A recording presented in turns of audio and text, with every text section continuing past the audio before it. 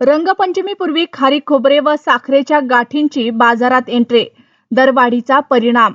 रंगपंचमी धुळीवंदन सणास अवघे काही दिवस शिल्लक असताना बाजारपेठेत खारीक खोबरे आणि साखरेच्या गाठी विक्रीसाठी बाजारात दाखल झाल्या आहेत.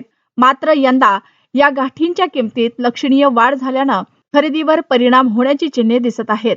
व्यापाऱ्यांच्या माहितीनुसार कच्चा माल, वाहतूक व उत्पादन खर्च वाढल्यानं दरात वाढ करावी लागली आहे. मागील वर्षाच्या तुलनेत गाठींच्या किमतीत मोठी वाढ झाल्याने ग्राहकांकडून सावध खरेदी होत असल्याचे चित्र आहे. काही ठिकाणी ग्राहक लहान आकाराच्या गाठींकडे वळताना दिसत आहेत. ग्रामीण भागात रंगपंचमी व होळीच्या मुहूर्तावर लहान बालकांच्या गळ्यात खारीक खोबरे किंवा साखरेच्या गाठी घालून शुभेच्छा देण्याची परंपरा आहे. या गाठींना शुभतेचे व समृद्धीचे प्रतीक मानले जाते. त्यामुळे दरवाढ असूनही परंपरा जपण्यासाठी पालकांकडून खरेदी केली जात आहे.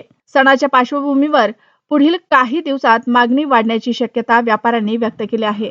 दरवाढीचा फटका बसला असला तरी रंगपंचमीच्या उत्साहात कोणतीही कमतरता येणार नाही असा विश्वास नागरिकांनी व्यक्त केला आहे.